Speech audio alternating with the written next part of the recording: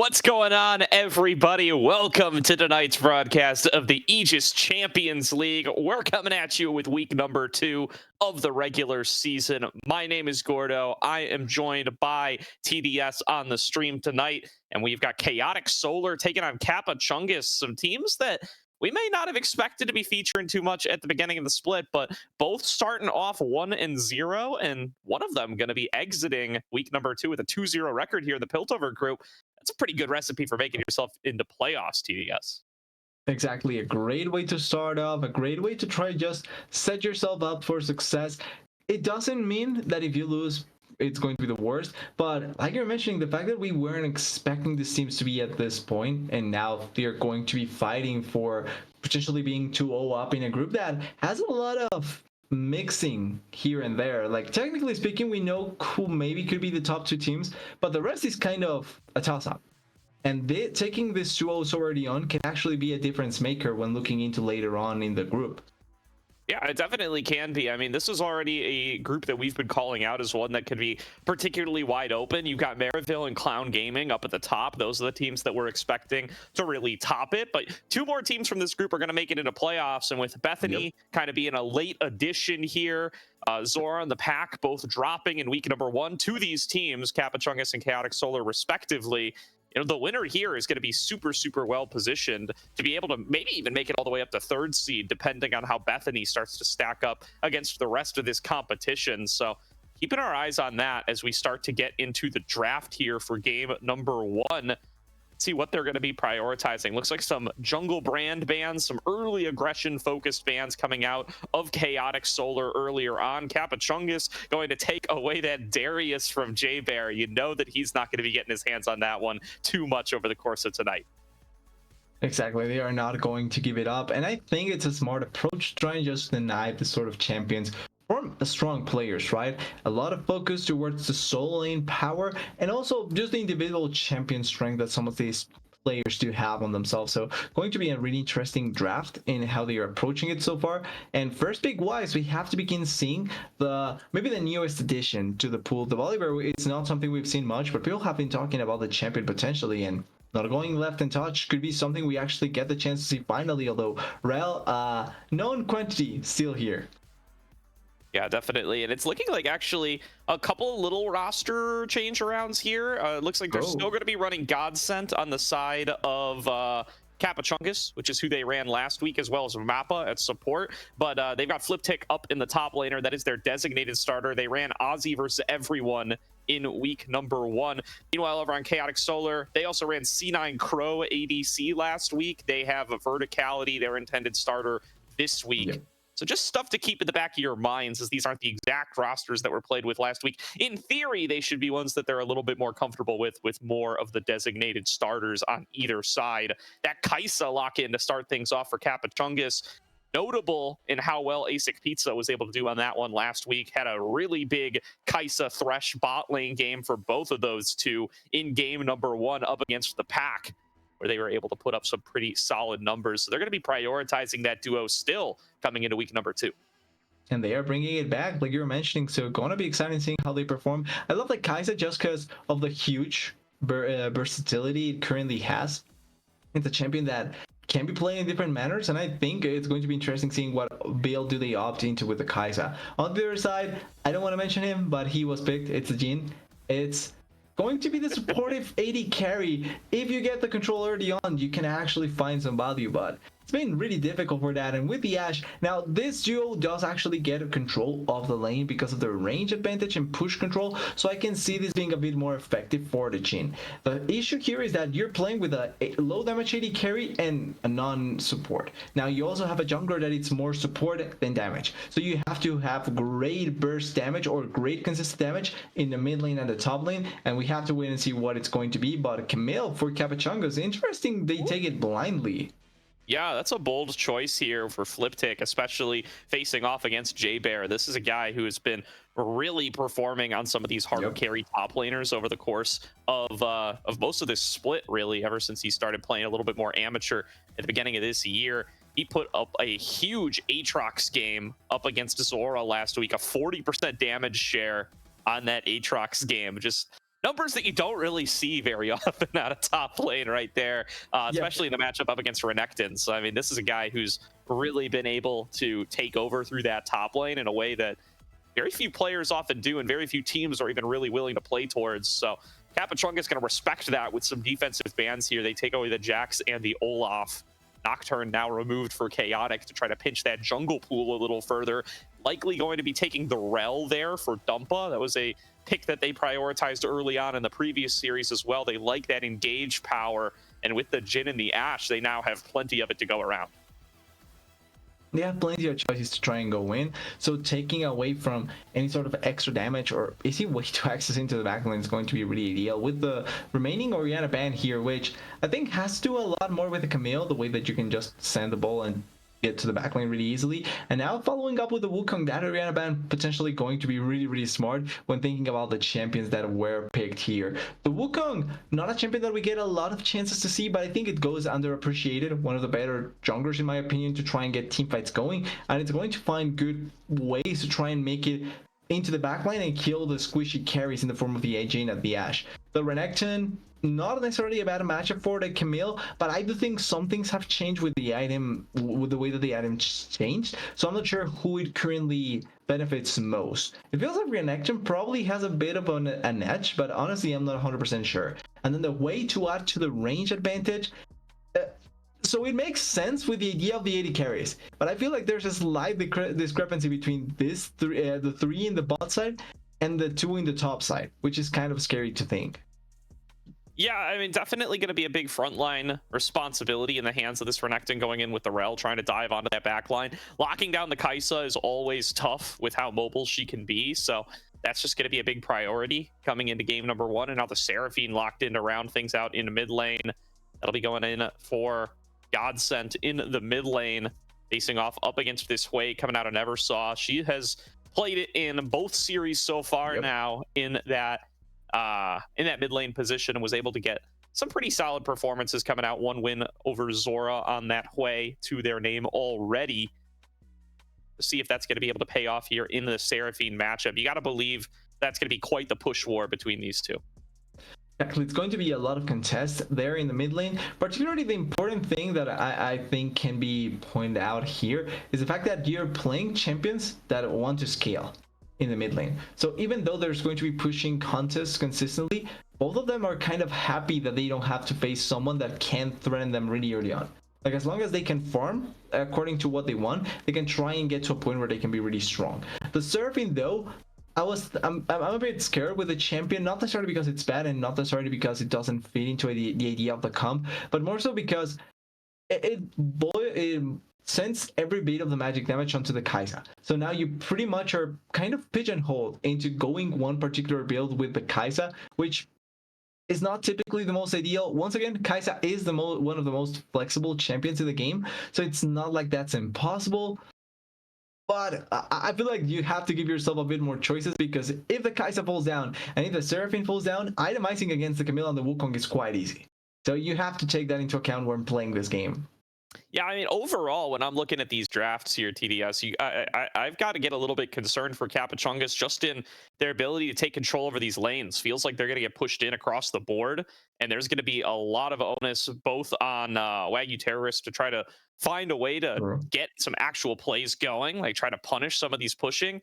And if Chaotic Solar can find a way to pair up with this Rel and make some invades happen, you know, at the very least, Rel not the strongest one-on-one champ, so the Wukong not going to be under too much kill threat, but it really feels like Kappa's just going to have to play on their side of the map all game long.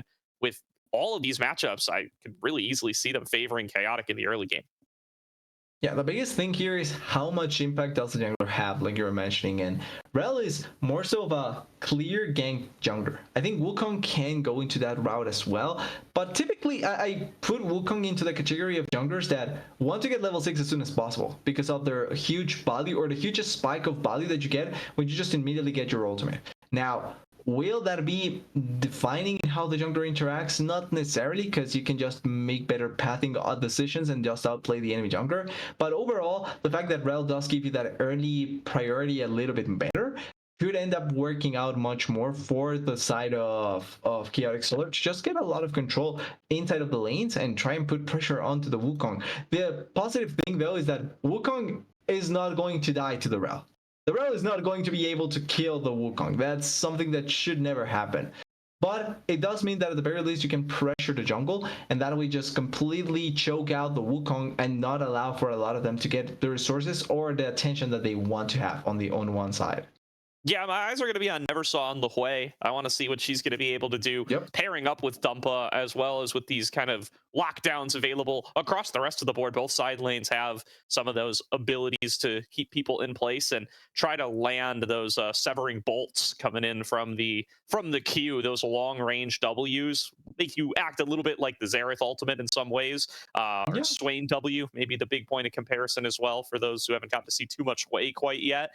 It's really, really powerful, especially if you get an isolated target and pretty much everybody else on the team is set up to be able to lock down targets when they find them and allow Neversaw to be able to land that ability. That's going to bring a whole boatload of damage just on its own. And if you're able to follow up and, keep them locked down, pull them in with the Grasping Maw, stuff like that, that can be your recipe to be able to come on out and find those kills, even though the Rel itself might be a little bit low on damage.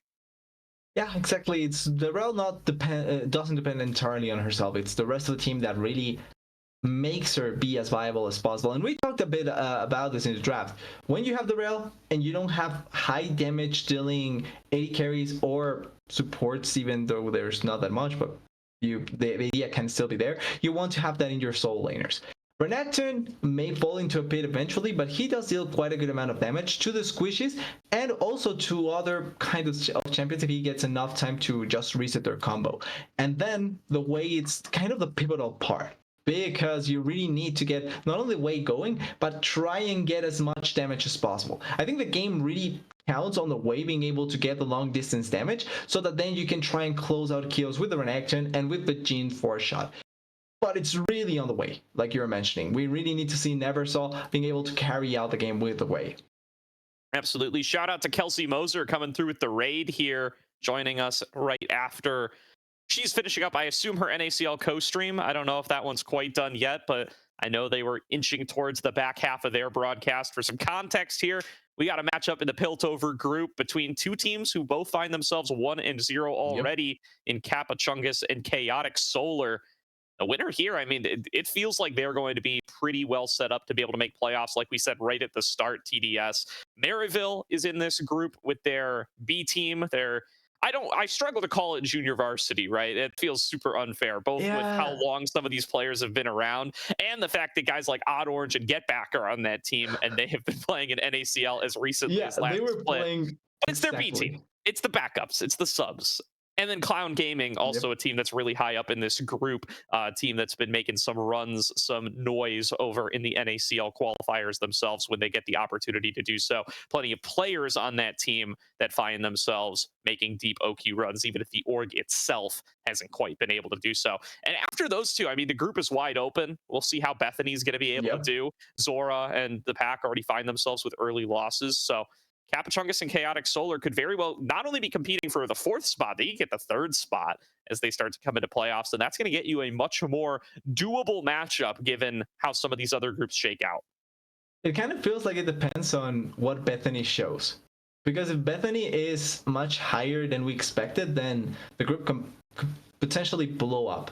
But if they don't come in as strong as maybe some people are trying to aim them to or point them to be, then that can make the fight for 3rd and 4th a little bit more consistent, or at the very least more defining in this series particularly. So it's going to be fun seeing how everything sets up for the rest of the teams. But for today, with KappaChungus and Chaotic Solar facing against each other, they are looking for that 2nd win. Something that, like, it's the 2nd match of the season, don't get me wrong, but it's not something we were expecting to see from either of these teams. No, not for sure. But going to be an interesting game, number one, nonetheless. I like the scaling power that comes through here for KappaChungus with that Seraphine going to be so dangerous coming to the late game. Asic Pizza on the Kaisa as well. Had such a good performance pretty recently. The Camille going to be a big threat in the side lane as well. I'm just really going to have a big focus on this bottom lane from Asic Pizza and Mappa. They were able to do so well in lane in their games last week. I want to be on the lookout for whether they're going to be able to replicate that kind of success against Verticality and Boyo. And if they are, then that could be your place to play through with this Wukong and carry yourselves into the mid and late game where this comp is going to be able to be a lot more successful. Well, having the Kai'Sa as the AD carry later on in the game as well with recent builds that have surfaced for what the champion is capable to do, even her late game damage actually becomes quite powerful. So it's not like she's not going to scale well enough. And like you were mentioning, and I want to try and point this out as much as possible, the surfing value with the Wukong and the Camille, two champions that you already drafted to try and teamfight, is going to be so big. Because there's not a lot of mobility when you look at Chaotic Solar's composition. You have an Ashe, a Jhin, and a Wei. These three champions have great range, but when they get on top of you, you don't have ways to escape. And I think that's the biggest worry that you're going to face. Absolutely here. So about to get into game number one. Really quick, want to give a shout out to Coachify. Aegis Esports and the Aegis Champions League are sponsored by Coachify GG for the Winter 2024 split. Coachify GG provides tools for esports coaches to manage their teams and players while finding new students. Check out the panel located below the stream to see their website for some more information. With that said, let's get on to Summoner's Rift for game number one. Chaotic Solar taking on KappaChungus in a best of three here tonight to see who's going to start off built over 2-0. And importantly, not only to start at 2-0, but try and ride that confidence wave as we see everyone going out. I don't think we're going to see a level 1. Even though there's a Thresh in one team, I don't expect there to be much action. It's going to be the typical staring contest and see what else happens. As always, spying each other here. There's that Severing Bolt we talked about earlier at level 1. Maybe not quite as powerful as it will be a little bit later into the game, but you're going to be maxing that. Is it Devastation? Is that the name of the book? I don't remember what the Q1 is called, but that book. It's a PvP job. Disaster. It was something with a D. I was close. At least I know the ability name. Severing Bolt coming out big there. Once you start to get some more points in there, it is going to be a big damage threat, and that's what Dumpa's going to be hoping for to back them up if they find their way on some of these engages. Exactly. That's what they have to try and ink on. But I do think that as long as they get that sort of long-range damage, once again, like we're seeing here with Neversaw, you get that out consistently, you can really make it difficult for the side of KappaChungus to try and get onto the backline. Because if you take way too much damage, if you try to get to the backline, you're just going to get bursted before you even get there. Absolutely. Liptic going to get a little bit of the early sweep there onto J-Bear. Keep our eyes on how this top lane matchup is going to go, especially. This is where I'm going to be focusing in on for Chaotic. J-Bear has been really reliable, really lane dominant for them. And it's one of those things they're going to need with this team composition that feels like it's a little more focused on the early game. Neversaw, though, finding some good damage early on to Godsent, and maybe put the Fear God in him here. Is actually, look at this invade earlier on by Dumpa. Dumpa starting on the enemy blue and just going to take this whole quadrant. If they move diagonally back over to J-Bear's side, I mean, what are you even going to do as Monoxide here? As Neversaw getting a nice trade and forces out the flash and the one-on-one. That's a really good execution, and like you're pointing out, with the invade early on down there in the bot side, they also have the two pushing lanes in both mid lane and bot lane, like we're kind of expecting to a certain degree from draft. This just makes it really difficult for the Wukong to try and respond because they are in a really comfortable spot. And once again, we give full credit to Neversaw. This really shows the mastery of a champion. When you know what the combos do or what your ideal combos are going to be, you really can see it with the way that the trades happen, and that's a really good execution coming there by Neversaw. I saw that Siege minion go down verticality. Don't think I missed that. Don't want to use your fourth shot in quite that situation, but they do get the wave escorted in. A pretty solid job there, and Monoxide seems none the wiser on everything that they've lost, hovering around mid. Dumpa now clearing their own bottom side camps, and Neversaw's got to be careful here. Don't get baited by the low health bar. Has to walk on out. Nice Fear comes through onto Monoxide, and that's going to buy you all the space you need. I really was kind of expecting maybe they attempted to go for the surfing, but like you're pointing out, don't get baited there, gets out of there alive, blows time from the Wukong, and they're also trying, oh wait, J-Bear. Oh, J-Bear trying to turn it back, relying on the heal from the rage, can't find it in time, and Fliptic gets the solo kill. Dumpa now fighting up against Monoxide in the top side. J-Bear teleporting over to be able to back him up. And with double buffs there, Dumpa appears to be winning this trade. Waiting for the remount. Still a little bit of time to go. And it looks like Monoxide will find his way back to the turret. Exactly, perfectly fine there. Monoxide can escape, and with Fliptic being so low but still there, they are able to try and dissuade the attempt. That being said, solo kill up there in the top lane, great start for Fliptic, because with the way that the rest of the map was going, you have to get a winning lane somehow, and Fliptic winning this can be the difference maker when looking at how to enable Monoxide. Yeah, it's a rough position to be in as the Renekton when you go down this early on into the laning phase. Means that Fliptic TP's back, already has the Sheen in their inventory, still has 2 cookies and a health potion as well. Feeling really well set up to just try to scale on up and get yourself to that first item power spike. Hook comes through, connects onto verticality. Boyo able to dodge it out. They are going to force the cleanse out of Basic Pizza, but Mappa comes in with the flay, pulling Boyo back in towards the jungler. Monoxide picks up that kill, and verticality's got to try to get back to the turret in time. Flay going to be back up here before too long, but looks like verticality is able to escape for now. Hook wasn't on cooldown there to try and follow up after verticality was closer to the turret.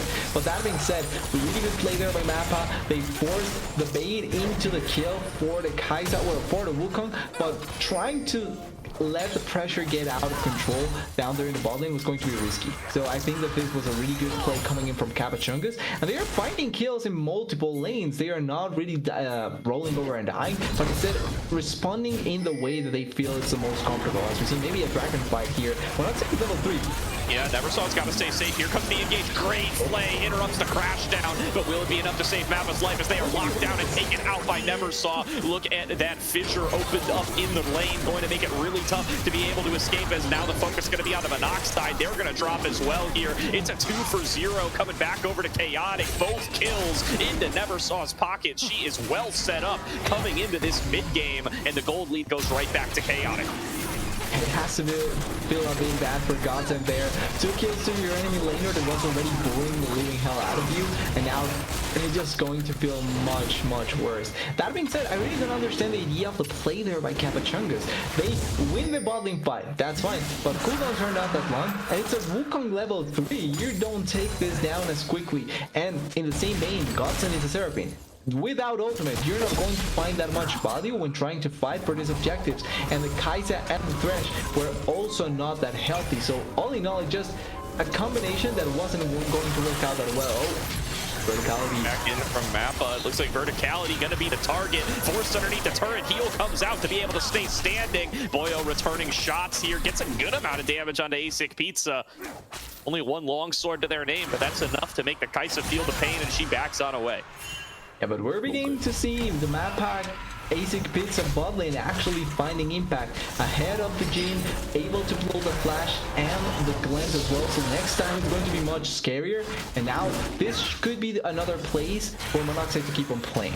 Fliptic already got the advantage, so it's not like you need to send a lot of people there, but you can play for the Camille if you really feel like that, or play for Basic Pizza, which is also another valuable champion to play around. It's a Kai'Sa.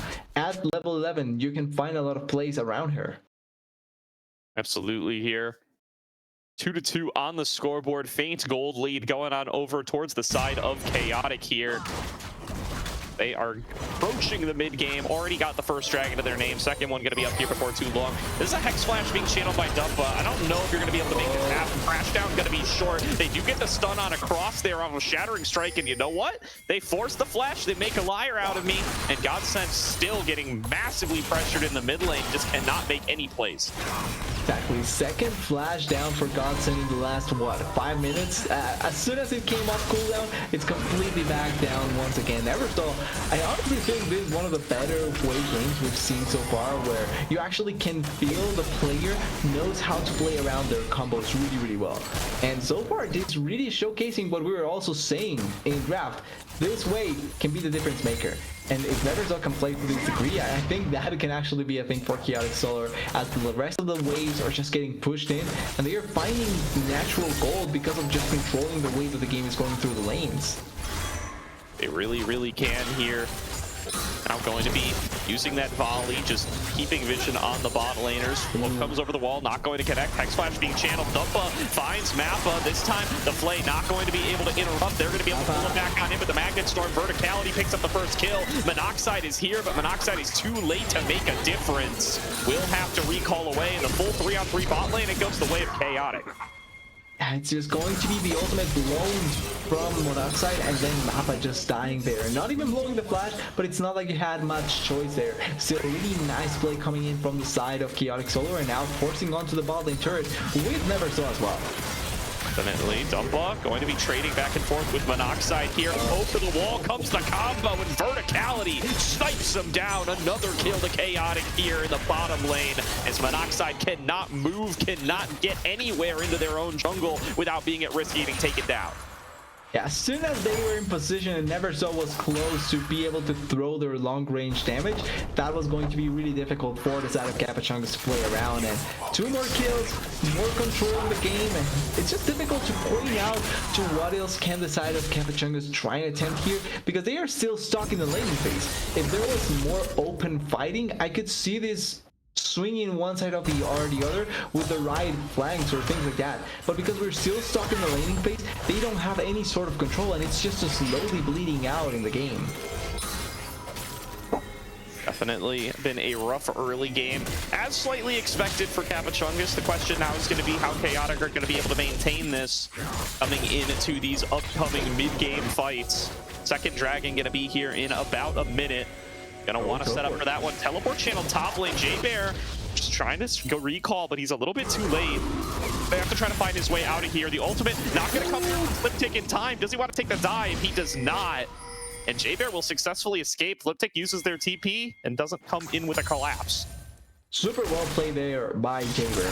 Has to use the flash and the ultimate, but does trade it for the TP, so that means that there's not going to be an answer if they force a play down there in the bot side from the side of KappaChungus. As they move Godsend down here to try and respond to the pushing power of Verticality and try and move around Asic Pita so that he can get a bit more soul gold. Still think that the pace of the game is completely controlled by the side of Chaotic Solar. Boyo thought he was going to send the arrow, but nothing much there. Nothing much at all. Said it is going to be the Grubbies as the next point of focus. These are already the second ones. The first ones were taken over by KappaChungus earlier in the game, and they are going to be able to get the second ones here. Full combo from Neversaw going to chunk Asic Pizza out pretty low here. Ooh. There's your full textbook Way combo, including the Severing Bolt, and want to take him down below about a quarter of HP, and it's too dangerous to be in lane with the Way anymore at that point. That's honestly half an item away from being able to one-shot the Serpent, in all honesty. That is a lot of damage from the Way, and Neversaw is just not allowing Godsend to do anything at all in this game so far. Able to at the very least respond here, but okay, 3 members maybe? Ooh, Neversaw flashes away from the Encore, but Monoxide about to come in. Great fear! Stops the Cyclone from ever being cast. That is so well executed there, able to dissuade the initial engage there and just stopping any sort of attempt at Neversaw. Important as well because they are so far ahead in terms of CS and able to blow the time. They collect the dragon, plus able to keep on pushing down there in the bot side. Oh, J-Bear. Right, breaking out here on the other side. Fliptick going to be layering down the damage with the Cyclone, and they are going to be able to take down J-Bear. The CS advantage giving them over a shutdown even with no kill participation, and that gold's going right into Fliptick's pockets. And this time with no flash, with no way to try and escape, they are able to lock him down and get a kill. Fliptick and Monoxide are finding Bali, which is good for the team. Those are probably 2 of the stronger champions you can play around in mid-game, apart from Kai'Sa. But the issue here is that on the other side, every champion that should be ahead for the side of Chaotic Solar is also ahead. And the Way really could be the difference maker if he gets a bit more items. So it's going to be difficult, not impossible, but difficult to try and shut down this game for Chaotic Solar. Definitely going to be tough to stop that snowball from coming on across as well for the side of KappaChungus, but what exactly are they going to be able to do to find those fights? The first 2 dragons already looking like it is going to be that Hextech Soul are already stacking towards. So these team fights have just looked fantastic for Chaotic so far when they've been able to find the tight skirmishes. Still feels like they're going to need to be able to find a pick before the full 5-on-5s get started if they want to end up in a favorable position. The combo of the Cyclone and that Encore is just going to be so powerful for Godsent Monoxide. That's going to be a question you need to answer. Also, interestingly, because of how the game has gone and the fact that they've been able to hold the lanes for so long, it just makes it so that for Chaotic Solar, it's pretty comfortable to play everything out and they can keep on finding leads as Jaber may end up getting charged out here with the Monoxide being on the side and they trying to push, but it's the same for Fliptic. Yeah, he's 1 versus 3, but he has managed to clear out the wave, so got a little bit of extra time. This wave is going to be crashing out of Fliptic before too long. Will be able to get their way out with the hook shot, and now it's on J-Bear, popping the Dominus, going to start stacking up for the Q, trying to clear out the wave in time, gets the distance away from Monoxide, and you know what? That's it. Monoxide started tanking pretty early on. He was able to buy out the space, and they have to give up on it while first turret goes to the side of Chaotic on the other side of the map. Yeah, it's honestly a lot on the hook. If you connect the hook, that makes it easier to try and play around, but because you're forcing it like that, as soon as the wave gets cleaned, ooh, okay, Arrow gone missing. Chanting Crystal Arrow, not quite connecting there. Could have been a kill on a Godsent had it connected, and going to be able to pick up the Rift Herald while they're here as well. Already have that prize of the first turret, but they're not going to mind a second one, especially if they can point that towards mid lane and try to transition it into that next dragon. And the next dragon, that is the Ocean Soul Point, right? Having that, or actually, I think it's Chemtech? Yeah, like, confused. Okay, confused with a Rift thing, but it's... Yeah, the icon's still broken, you know? Let's just be happy we have spectate mode at all. That's true. Remember last week, that was an experience. Well, we actually were for the first time not needing to wait for the pause. But still, that was an experience. Yeah, it's not having to wait for the pause because we didn't have to wait for the whole game. We had to wait for the whole game. But, you know, yeah. Sometimes you stay an hour later just to be able to watch the games. That's how it is sometimes in League of Legends. At least we got great games, so I don't go against that, but hopefully we don't get any sort of fog like that again. And talking about the game, going back to the point of the dragon, it's going to be Hexaxol. That for both of these teams, that's a lot of value. The slows plus having the extra damage can be quite a deal for essentially every champion in this game, and trying to fight it out can be beneficial for the side of KappaChungus, since their composition is built on fighting out. Trying to force a fight and win it your way in the first initial seconds is the most ideal thing for them. For sure. Never saw. Still just clearing out these waves in mid lane, getting set up for this next dragon. I would like to see the Rift Herald spawned out here. Be able to just give you that extra little bit of space, give something to distract KappaChungus. We'll see if that's something they want to set up for. Dumpa still focusing on clearing out their own camps. Maybe they will throw it bot lane, though. They could get that bot lane outer turret down.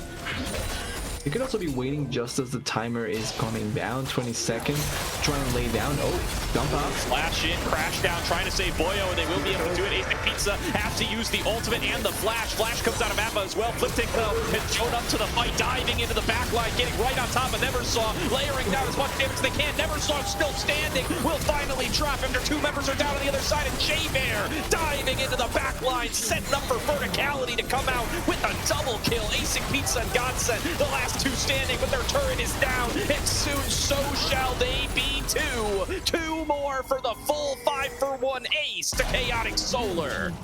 They destroy the structure and kill the champions. Everything working out there for Chaotic Solar. And gotta be honest, I don't know how that worked that well. The initial engage was a really good idea. Asic Pizza and Mappa able to escape. But the crucial part there, Neversaw gets focused, and it's not enough to actually kill the wave. That is the surprising part. If Wei dies at the start of that, it's impossible for Chaotic Solar to win it out. But because Neversaw survived for so long, they actually just out-damaged them, win out the fight, and able to destroy everyone on the side of KappaChungus. What a fight by Chaotic Solar, and now 1 step closer to getting the soul. I have no idea how this is even possible. I don't know what's up with 2024 Camille, but the fact that Neversaw does not end up going down off of that full engaged combo is just absolutely absurd. She stays alive for so long, pumps out her full set of damage, and then still Monoxide has to overextend in the fight and end up giving up their own life to even be able to pick up that 1 kill. funnily enough, even Neversoft fails the ultimate, so they don't even get that value there. Oh, flip tick, no flash. Diving in on the flip tick. It's a 1 versus 2. Will they be able to get out with the hook shot? That's going to be the question. Doesn't look like it. This is going to be a kill. It's a verticality showing up with a deadly flourish and just stacking up those stats. Yeah, you mentioned 1 versus 2. It's actually 1 versus 3. Oh, true reaction there. Yep, that's not the real monkey. So Monoxide will get out that time. It's a little bit of a waste of the spiraling despair, but I don't think they'll dwell on it for too long. Back fully in control are Chaotic Solar with a nearly 6k gold lead. Well, at least Neversoft this time actually connected it on someone, because in the previous fight they actually failed the ultimate, so could have been even more damage to kill a target if Neversoft connects that in the previous fight. Really could have been here. 4-man squad approaching this inner turret now. Another inner turret going down on the bottom side. That's going to be going over to Jaybear. The deep flank from Fliptick trying to salvage this game. Monoxide coming in, getting the Cyclone on top of multiple members. There's the hook back in as well. Everything dumped into Neverspawn. This time she's going to drop without being able to use the full combo. Fliptick trying to find verticality, but going to get kited out with the assistance. The slows from Boya with the stuns from Dumpa. It's Jaybear just fended off 3 for just long enough to win his team the fight. Curtain Call comes out, knocks down Godsent to about half HP, and Chaotic Solar don't want to stop here. There's that Rift Herald gotten into by verticality, charging forward. The knock-up on the Godsent might make things a little tough. Gonna have to take that Lantern back to safety, and inner turret will fall. Plenty of damage onto the inhibitor while they're at it.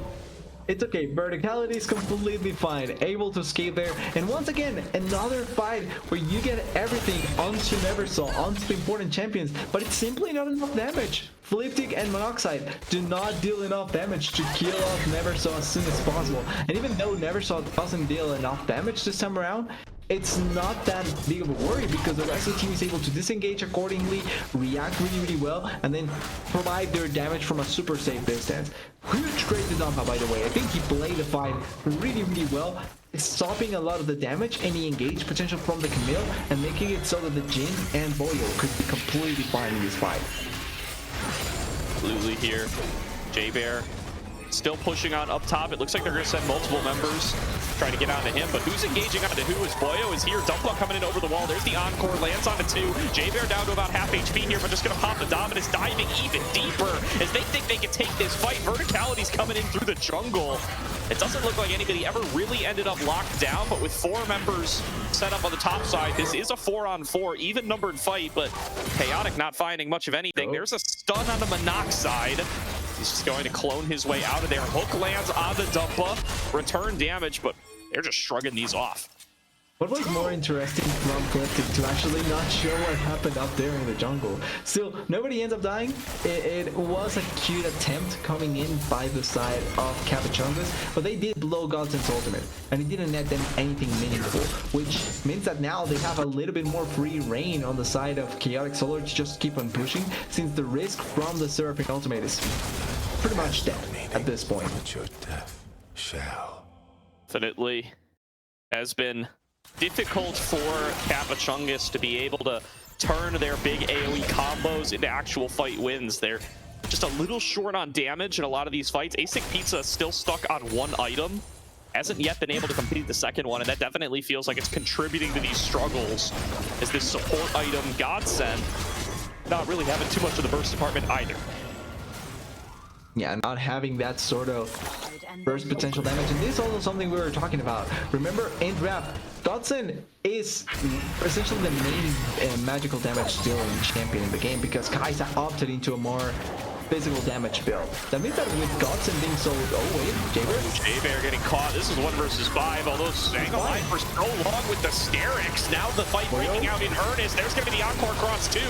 Boyo and Jaybear drop first, but now the CC coming on across. Spiraling Despair for plenty of damage. Godsent gets 1 kill down. They finally taken out Neversaw. That's 4 members down for Chaotic. Pull back in on the Dumpa, and KappaChungus find themselves an ace for 1 on their side. They're going to deny the Dragon Soul, and they're going to catch so much further up in gold. Yeah, they have bounties. They can take the dragon, they can take the baron. That is finally a huge swing coming in for the side of KappaChungus, and it's all on the way that they decided to play the game. Team fighting to win the game. A really effective team fight there, really good catch onto Jaber, completely unaware of the situation, and then everyone kind of fell victim to trying to help Jaber. Although teleport is coming through, Neverstar doesn't have to teleport. It's mainly on Jaber and on Boyo. They're bringing over verticality. They can take the Hex Gates and come on through as well. And yeah, they have to give this one up. The Baron damage is too threatening. It's way too slow. I don't think they can do it here either. They have the Jin. Is not the fastest Baron take in the world. Nobody's getting this worm. It's staying alive. Yeah, it's going to be the purple worm is still alive for the next couple of minutes, but really good team fight anyway coming in for the side of KappaChungus. They finally find some avenue back into the game, and now it's how they can apply the team fight advantage that they got into trying to turn around the game. Kai'Sa gets second item, the Seraphine still trying to be able to work the third, and everyone becoming slowly but surely a little bit stronger. And this does make the big issue that we were talking about the armor potentially becoming an issue later on not that prevalent, because now the Seraphine does begin to feel like an actual champion. Definitely boosting the AP and the cooldowns there off of that Staff of Flowing Water. Going to at least be helpful for the Kai'Sa, if maybe not for too much of the rest of the squad, and going to be definitely amping up that damage with the what's the new item called? The one that alternates your auto attacks. That's what they've completed. Terminus. Terminus is what it's called. So definitely going to be a big power spike for Asic Pizza as well, to be able to actually get 2 damage worth of DPS out. Second item done for Flip Pick as well, just helping them clear out of the side lanes, but such a Baron start. Blowing the teleport, not a bad trade there if they are able to get the teleport out. They do disengage here accordingly, and as long as Boyo doesn't die, which doesn't seem to be the case. I don't think Fliptic wants to sacrifice. Boyo getting a little too greedy for the fruit, is going to end up going down, but will they be able to trade back for Fliptic? He's the Camille in too deep, spiraling despair. Going to be able to claim the kill, but now Neversaw is the next target. Mappa going to be the one to take down that kill. It's a 2-for-1 so far in the engage. Fliptic off the board, but mid and support down for Chaotic, and they feel like they can start a Baron off of this one. J-Bear still just trying to mark it, trying to keep that vision up. They think they can take this in a 3 versus 4. Dive in from Buffalo. Here goes the encore across the rest of the team. Noxide is out of the back line. He's found verticality. Verticality is melting so damn fast, but J-Bear's got the damage on the other side. It's a double kill to him, and Asic Pizza is gonna melt like paper. J-Bear gets a triple. Now focusing on the Monoxide. Are you kidding me? The Croc comes up huge. It's a quadra kill to J-Bear. Jaber is just trying to get the game back into their favor. Such a good team fight by game, and importantly, he was there trying to kill the backline. The focus was on verticality, but they were focusing way too much on the Jin. They tried to kill him as soon as possible, and then the re-engage, or Jaber just completely surviving by himself on the side, making it really easy for them to collect the kills and then just close on the team fight. Really well played by Jaber, and this is what we're talking about with the damage. You need to have this sort of champions, and it's been executed really well so far by the side of Chaotic Solar. But it's funny how it feels like the early game was so slow with a lot of laning action, and then out of nowhere, fight after fight after fight after fight between both of these teams. And anyone can take it, really. Anyone can.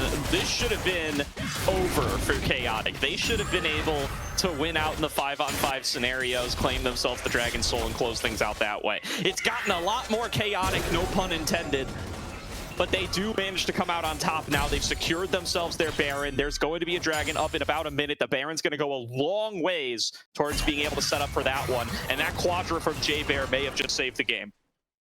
It kind of feels like that, because that could have been Baron Bob if Jaber falls down there. Probably Baron Bob with the Kai'Sa and the Seraphine getting the heals going, and then you have to keep on fighting against the fact that even though Soul was on the horizon, you probably don't get it, as they're trying to get here, but Jaber? Someone just presses the engage button, gets on the map on Godsend. Neversaw on the side, lands the Spiraling Despair, pulling that back into the team. Godsend's gonna be the first one to drop. Monoxide trying to focus down the mid laner. J-Bear buying space on the other side. He's 1 versus 2, and he likes those odds. Mappa goes down. It's a a double kill to J-Bear. Flip Tick, the last one standing. They've got to get the hell out of Dodge as teleport is channeled towards mid. Chaotic Solar say, screw the soul. We're going for the base. Yeah, Soul is not as worthy as trying to win the game. It's only Fliptic, and I don't think those odds are very good for him as he's trying to bait them up. Minions are coming, but it's enough damage. Oh, may actually... Diego takes a lot, but I don't think it's enough. 10 seconds to go on the rest of the team. Fliptic just has to try to buy some time as best as they can. Dives in on a Neversaw. Now going to drop. That's an ace over to Chaotic, and it's too little too late. Asic, Pizza, Godsend, and Mappa are up, but the Nexus is down. Chaotic Solar started off 1-0. Starting off 1-0, really great game coming in by the side of Chaotic Solar. Complete control in the early laning phase, a bit of hiccups here and there when taking team fights, but overall, really good performance and honestly delivering so far in the series. KappaChungus also, they tried their hardest to come back into the game, and there were slight instances where they almost pulled it off. Yeah, definitely really great comeback there. Great reliability there from KappaChungus to be able to find their way back into some of these fights, showing that they have some fight back in them even when the early game goes poorly. That may give them some better chances coming in perhaps to a different draft in game number 2. Remember, we are in Fearless for the Aegis Champions League, so all these champions going to be disabled for their respective teams coming into game number 2, so both of these squads going to have to go in for some alternative strategies. Exactly, having to change some stuff. It's going to be interesting seeing Neversaw off of the way with how much impact they had on the champion, and then how do the strategies change? Because I do think that there's champions that both of these teams can kind of swap around with, particularly the Kai'Sa, I think, could go into the hands of Chaotic Solar if they really want to play around with it, and then the Rel as well. That was such a big pick for Chaotic Solar, and I think KappaChungus having a chance to take it could be a difference maker. Definitely could be here. With that said, we're going to throw it to a quick break while we get into draft for game number 2. We'll be back before too long as the series between KappaChungus and Chaotic Solar continues.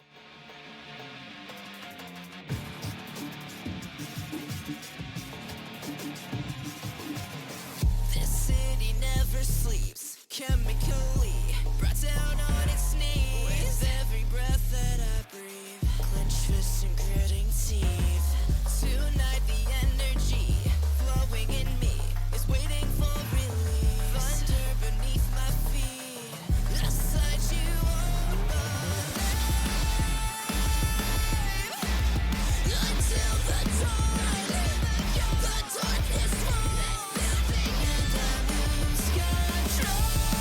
I feel it in my bones, a spark to lead us through the shadows. Can I fight the way before me?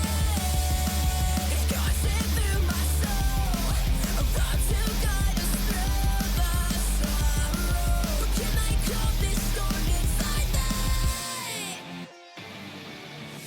This electricity, a part of me that's under pressure, charged up, my fuse igniting, a sight you wanna see. I'm outside, pointing to the sky, gonna make the earth shake, 'cause you can't contain me. Voltage bursts through the black of my eyes, put my finger on the trigger and I'll shock you, baby. Against the odds, until the dawn, the darkness falls, and I lose control. I feel it in my bones, a spark to lead us through the shadows. Can I fight the way before me? It's coursing through my soul, a road to guide us through the sorrow. But can I calm this storm inside me?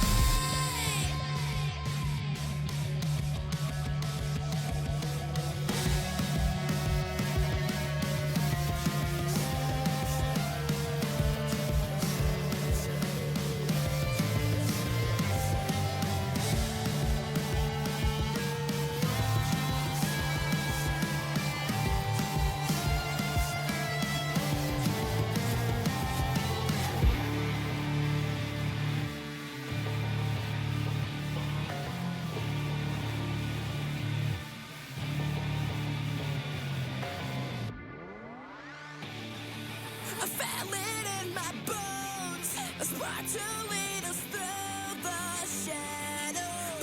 I fight the way before me? It's coursing through my soul, a road to guide us through the sorrow. Can I calm this storm inside me? I feel it in my bones, a spark to lead us through the shadows. Can I fight the way before me? It's coursing through my soul, a road to guide us through the sorrow. Can I calm this storm inside me? This storm inside me.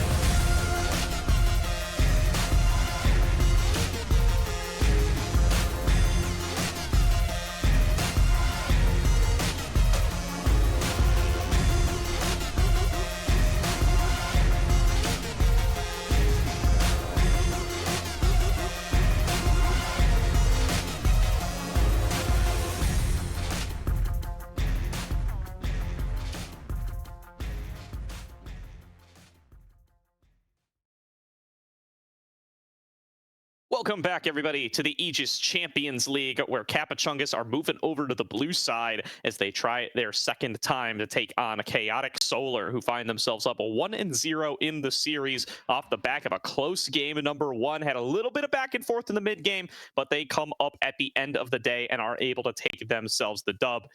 KappaChungus backs against the wall. Fearless bands coming on across. You can check them out down towards the bottom of your screen. How are they going to try to adapt in this draft? Yeah, things are going to be forced to change. Like it or not, you cannot pick the same champions once again. And there's things that last game worked out so well for Chaotic Solar that are going to be taken away. We mentioned them before going into the break, but crucially to me, the Wei and the Rel are the two champions that I'm looking out for the most. Wei because of the performance from Neversoul, and Rel because it's general value for a lot of the teams. So if you're not going to be able to pick it, you have to ban it. Yeah, that is going to be the question, right? So the Hui, I think, definitely something to be focusing on. There's that Azir getting hovered as a ban once again. That was banned up against Chaotic last game. They do not want Neversaw be able to pilot that champ. They're going to continue to pinch it away from her. Now we're not going to have access to the Hui either. Gwen ban going to remain from Chaotic too. So we'll see how many of these bans stay the same. The thing, I've been saying this while we've had Fearless in the Risen Mythical League all season long. It's the thing about Fearless, especially in these sorts of leagues, is they really do incentivize you to just never change your bans. You kind of just keep the same bans, especially for the first three, the whole series long, because you never have to change and adapt to what your opponents have picked, because your opponents can't pick them a second time. So Doesn't True. surprise me to see these still coming running on through. There's going to be that Vi band hovered. That's probably going to be locked in. The last band for Chaotic is probably still going to be that Callista. But we'll see. Maybe they change something up. Yeah, exactly. With the amount of changes that you really don't get, there's still just certain niche champions that maybe you do want to focus in. You can pick it yourself. That means that you don't want the other team to pick it either, like this rel. So I think that's the only way that it can be changed from the same bans, right? Like when there's a champion that it's clearly so strong that you'd rather no one gets it. And that's the case for the rel here, as the Maokai gets big flex potential with the support and jungle position. Top lane can be played as well, but it's not as frequent. And then on the other side, champions we kind of missed from the previous game, the Bearers, the Ezreal, not really attention, a lot of attention was drawn to them. I think Bearers Ash could be a really strong bot lane once again for Chaotic Solar, but taking the Lucian, so probably means Milio. Yep. Yeah, going to be taking an aggressive bot lane now, trying to give more power towards the side of verticality and Boyo. They did a solid job with that Jhin Ashe in game number 1, so now going to give them even more power directly into their hands with this kind of duo.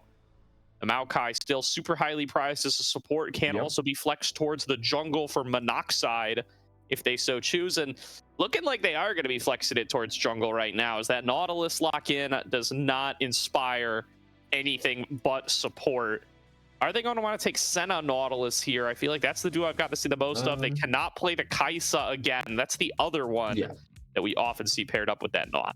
That's honestly the biggest one in my eyes, the Nautilus Kai'Sa, just because of the value from the passive. But then the Barriers was, like we mentioned, left untouched in the previous game. Nobody paid attention to the champion. Could be a really strong combo here because of the lockdown potential that you do have. Plus, if you play lethality, it's easier to try and kill someone like the Lucian or the Milio and try and get some sort of control in the lane. That being said, it's not as easy, and you do need to be able to put pressure with the body from the long range. And on the other side, you can take jungler here if you expect maybe the Maokai to be the pick. Wukong wasn't a bad option in the previous game, but there it is. We talked about this in the previous game. Volibear is a champion that a lot of people consider really strong right now. And I feel like I haven't seen enough to really call it out like that, so I want to see players pull out the Volibear.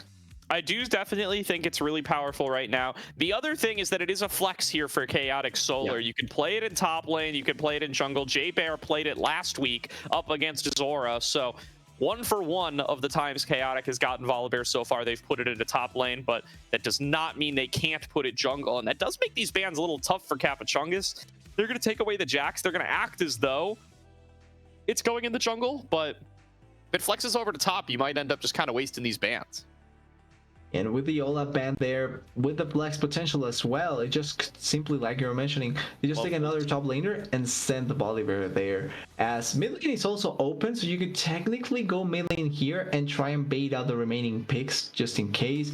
You can go for Syndra would be a safe choice. Orianna wasn't banned this time around, so you could be the pick. And they go for the Orianna Volibear combo. And once again, you have a counter pick in the top lane for J-Bear, which he did get solo killed in the previous game, but then countered with his own complete domination later on. So giving him counter, I do think it's a good idea for Chaotic Solar.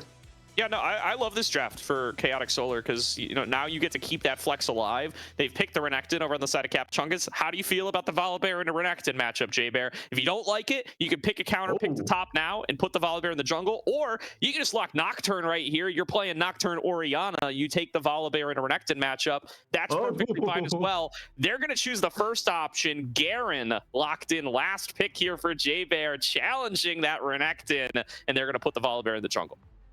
Exactly. They played with their flags and they finally put the Garen up there in the top lane and the Volibear in the jungle. But Annie in the mid lane, it's been quite a while since I think I've seen an Annie played at all. The champion hasn't changed that much. It did lose out on some stats that did make her a bit weaker, but I do think that the value of the champion is still there, which is ultimate value, shield value, and then being able to lane against multiple a lot of the champions in the game. I'm not sure how it's going to go though, because Orianna is one of the better pushing mid laners as well. And this matchup, I feel like it's a lot on where you position your bowl, and also how the Annie's position herself. Because just flash ultimate or flash Q ultimate can really just destroy you as the Orianna. But I also think Annie can be really susceptible to the Volibear, to the Garen, even to the Lucian from a safe distance.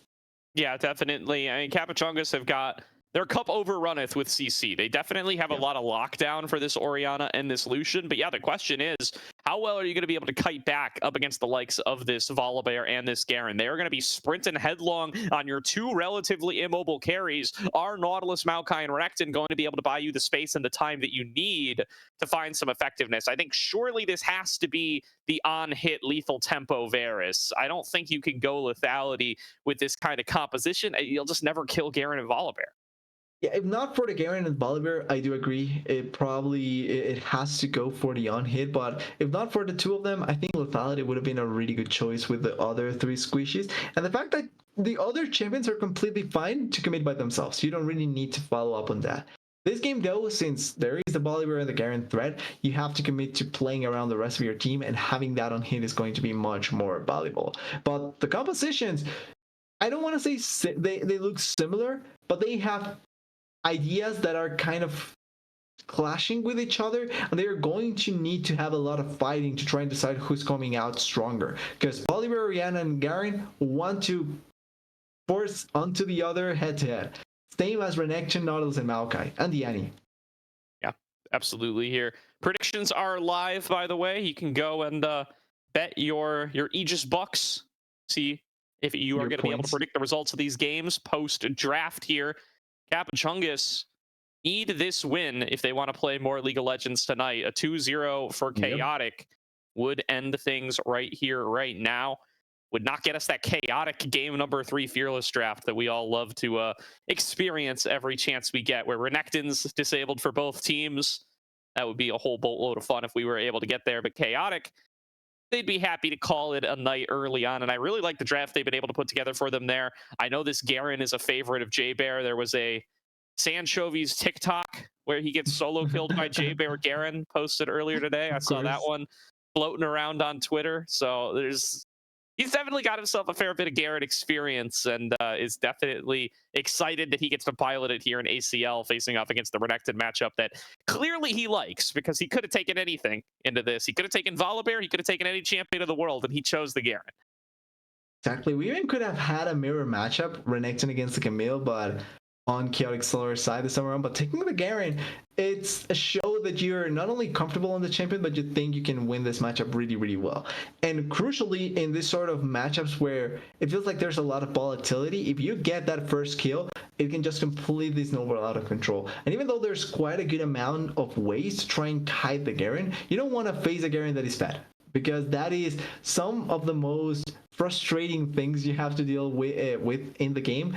Just running on top of you, or what is the item called for stride breaking you? Yeah, I was thinking of the item, but I almost the Gale forgot. Force. I was thinking of Gale Force. Yeah, Gale Force. But for some reason, it just blanked. Remember when Stridebreaker had a dash on it? Yep. That way, Garen Jungle was a thing for a bit because of that. That made Darius broken, pretty much, or not broken, but it made Darius viable to a certain degree. Yeah, and then Garen Jungle. There was that one ERL jungler just spamming Garen Jungle whenever he got the chance. That was a while ago. Yeah. Stuff. There's a lot of interactions that have been lost with time on some of the champions that were really fun with the items, but Garen is still really viable. So we're going to see if J-Bear can deliver on the performance.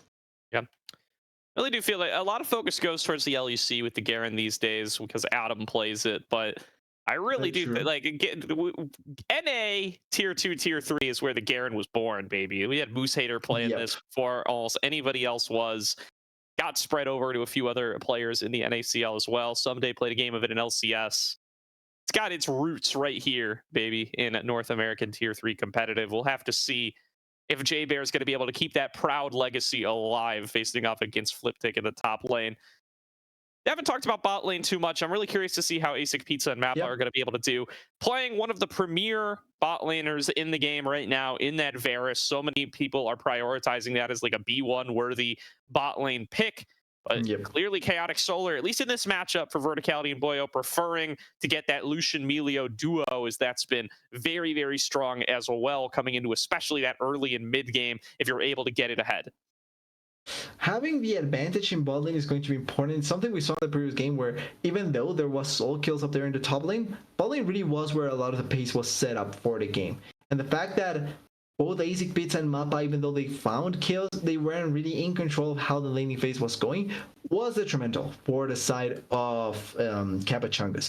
This time around, though, they do have ways to try and answer on top of that, and crucially, if they do have lanes, apart from top lane, bot lane, or mid lane that can actually push and allow for Monoxide to have more space in the map, that can be even more important to keeping the control of the objectives, and also adding for the just trying to answer back into whatever Bolivar or the side of Chaotic Solar wants to achieve. I think the Lucian Melio can be ideal to try and push the issue onto Barris and a melee support. But Barris is one of the better AD carries at trying to push against every champion pretty much. Definitely.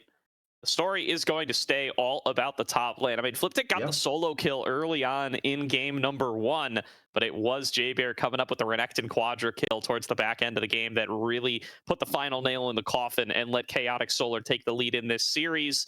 Now they get another chance to go at it here. This time, the counter pick is going to be in Jaybear's hands with the Garen. See if they're able to find themselves some success as we start to load on to the Rift here.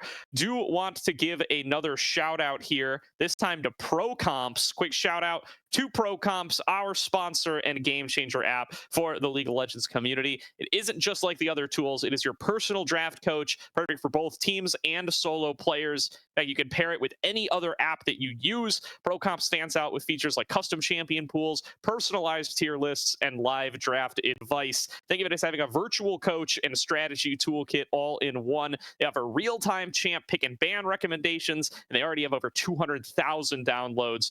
Daily users just like you are in the thousands. Pro Comps is already user-friendly, and it is totally free. It is a no-brainer for you to at least give it a go. Download Pro Comps now, and you'll experience a whole new level of drafting power in your League of Legends games. Go to procomps.gg, download it from Overwolf, or check out the panel below our stream right there next to Coachify. Support the stream a little bit while you're at it. With that said, we are ready to get onto the Rift here. Game number 2, KappaChungus taking on Chaotic Solar. Chaotic Solar on match point, 1 win away from being able to call it a dub and a 2-0 here in the Piltover group. And you can 100% bet that they want to close out this game in a 2-0 fashion. They just want to end it, well, technically they're probably at home, so end it and celebrate that they won and they are 2-0. As we see a level 1 movement, probably expecting a level 1 attempt from the Maokai to try and put down Vision, or if not, maybe they move towards the top side and try and corral over on one of the sides. So interesting idea. Definitely here. Now, going to be the full 5-person spread coming out of KappaChungus. Start things off, wanting to make sure that nobody from Chaotic Solar is going for any of the shenanigans that they went for last game. If you remember, Dumpa on the Rel in game number 1 managed to steal away the whole blue side quadrant away from Monoxide, and Monoxide clearly doesn't want to let that happen again. Just telling everybody, hey, keep an eye on the ramps, please. Don't let this happen to me. Yeah, just be sure that I don't die and everything else is completely fine. And they do pretty much that. Nobody dies there.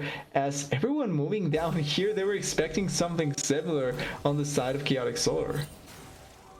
Yeah, definitely going to want to avoid that as much as they possibly can. As the laning phase is going to kick off, not too many shenanigans. I see some wards thrown down by each side around KappaChungus's blue. But at the very least, Dumpa going to be starting on their own side of the action this time. Yeah, both of them starting on opposite sides as well. The junglers trying to impact different lanes. Bolivar probably wants to get Jaybear ahead. Meanwhile, bot lane, oh wait. Ooh, starting to break out pretty early here. A little bit of trades back and forth. Verticality got stunned up. Top lane, though, looking for a solo kill. Neither one going to go down. Jaybear uses the Ignite, doesn't come up with the kill. Yeah, it's not enough just yet, and it turns out it's only the Ignite down and no kill in favor of Jaybear. But maybe he actually flashes when he reaches level 2. I was looking out for that just in case. Oh boy. All right. Well, Fliptic survives the first Garen all-in. Does have that TP, so as long as they keep a safe distance here. Look at that courage. Just resetting a whole bunch for Jaybear here. Or what is it? Perseverance? I think courage is the shield, but getting themselves a fair bit of health back. And yeah, Fliptic, you probably got to wait for a few levels until you're going to really be able to duke it out with the Garen. And they are also trying to point out a potential dive. Looking at the pings, Bolivar is also running up there, so they are trying to hold the wave and maybe pull up a really good play. They also know that there's no one coming in with the vision that they have on one of the bushes, so actually could be a really good play there. Absolutely could be. Dumpa lurking around here, wants to make the dive happen. J-Bear just trying to cull this wave and get the big crash in. This is going to be a ton of minions. Fliptick spots it out with the ward, but he might just be a little bit too late. You're never going to clear this wave in time, man. First blood to Dumpa into Chaotic Solar. They held on to that play for so long, but it pays off really, really well. First blood for Dumpa. Yes, it's not J-Bear that gets it, but realistically, as long as you're able to get the kill and then be able to back in the according time, the teleport is not going to make much difference. Also, Dumpa still has so much of his jungle to try and clear, and as long as nothing weird happens in the other lanes, it's a complete victory for Chaotic Solar. Absolutely. His hook in from Mappa. Asik Pizza raining down some damage, doesn't land the hail of arrows, but Verticality getting juked out here, trying to flash out to safety, will do so. Monoxide tanks a couple tower shots, but will be able to walk away. Summoners blown, 3 of them off the board, and another hook comes through out of Verticality. A big mistake by the Chaotic 80 carry, and a kill gonna go over to Mappa. Yeah, Verticality has hit 3 hooks in a row, feels like. So far, just gets hook after hook after hook, and that just means that you're going to lose out on each of the trades. He needs to be much more respectful against the Nautilus, because even though you do have the range advantage, he still can hook you and try and put you in place so that the bearers can kill you. It was a 3 summoner for 2 summoner before that play, but with Ignite down, they were able to get the kill. Really well played. Oh no. Oh, Dumpa with the return visit. Fliptick did hold on to their flash last time, but they got nowhere to go. Another kill to J-Bear, and this Renekton just getting bullied out of it here. Now doesn't have access to the flash. This wave is going to crash. It's going to die to the tower, and Fliptick is going to fall further behind. It's going to be even harder for Fliptick as the Garen is just pushing into the lane, and importantly, after this kill, he also recovers Ignite. So that means that he's going to have another tool to try and kill this Renekton after he backs and collects more items for himself. Neversaw was forced to flash in the mid lane though while the play was happening, so there's a chance for them to try and revisit the mid lane on the side of KappaChungus with the Annie-stun and try and kill the Orianna. But that's pretty much the only play that they can pull off at this point, it feels like. Does certainly feel that way. The Grubbies gonna get started on off by J-Bear and Dumpa. This is their reward for what they've been able to do in the top lane throughout this early game. Really want to call out that gank on a Neversaw earlier on as well. That pressure relief for Godsent was exactly as their name implies. Neversaw was building up such a big lead in that mid lane, had crashed multiple waves, and it was getting really tough for Godsent to keep on farming. In this one-on-one, it's been Orianna favored this whole game long. Neversaw, she's been doing a great job in the one-on-one series. Another one out of Fliptick. He's still got the flash. Surely this time he'll use it. Gets on away, but J-Bear's got his own, and J-Bear's got the ultimate. There's another one. The Garen is fully online. 2-0 and 1. Fliptick cannot breathe in the top lane. And I don't think J-Bear backed before that play because he has pretty much the same items as he did before Wade. Verticality. Breaking out in the bottom lane. Verticality tanked on low once again at a full level disadvantage. I mean, the Melio Lucian, they are not living up to the promise of domination here. Asik Pizza and Mappa have done a great job of just keeping this wave in their face all laning phase long. Another hook nearly connects. Verticality has to keep using these relentless pursuits as relentless escapes. Yeah, and realistically, the fact that this lane is going that bad for Chaotic Solar, it's 100% on Mappa. Able to connect multiple hooks, able to put Verticality in a spot where the Lucian never wants to be in, and that's why we see the difference in levels at this point. And the CS discrepancy as well, 60 to 47. The good part is that for Chaotic Solar, the other side of the map is doing completely fine. Oh, there it is. Ooh, flash all in from Godsent, and this is going to get followed up by Monoxide. Nice two-man ultimate from Neversaw. She's going to try to escape. She can fall back to Dumpa here, buys out time with the slow. Here comes Dumpa trying to turn it around, and the bear is so strong here, pre-level 6, trying to move forward out of Monoxide. The bot lanes are getting involved, and that means Mappa just gets a lockdown Verticality. This is not the fight that you want if you're the Chaotic Solar bot lane. Sniped down by Asik Pizza as they get themselves back online in the bottom lane. Fliptick is all in on the top lane at a level disadvantage. Can he do this? I mean, he's coming up with a health lead. Oh, wait. Never saw Oh. this as well. All right. Okay. ASIC Pizza. Now it's 2-0-1. Now it's gotten multiple kills in that fight. And I don't know. I never saw buying time, finding time for herself to escape, but getting the rest of the team involved in that play, that was not what you were looking for. Yeah, ideally that was 100% not what you were looking for. I feel like they recommitted really weirdly because I thought Dumpa had level 6, but he didn't, so they cannot force the play in the manner that they were looking for.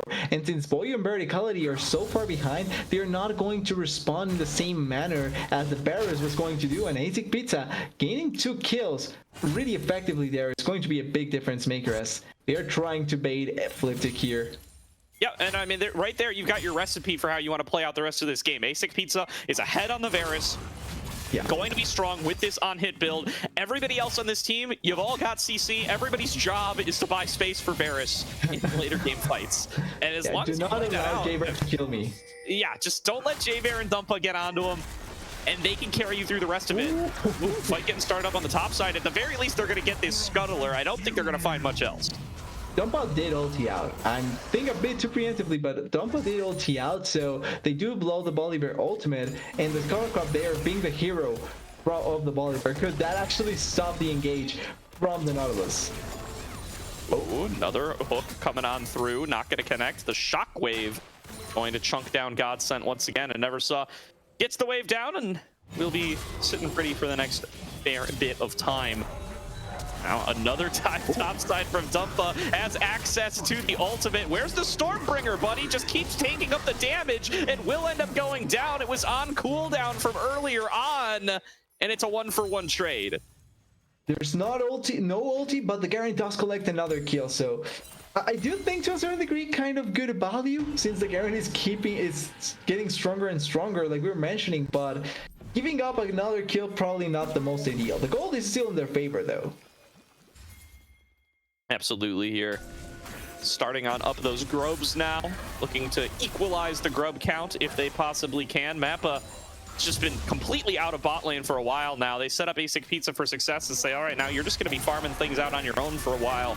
We're going to try to salvage stuff on this top lane. And while Fliptic remains behind, they have been able to, at the very least, secure some more of these grubs. They've been able to protect the turret wherever possible. And now Neversaw gonna get hooked once again, stacking up the stun. Boyo there with some shielding, with the healing, and that's gonna be enough. Has access to the Breath of Life as well. Doesn't even need it. Neversaw still standing strong. Now going to nearly get hooked, but manages to avoid it.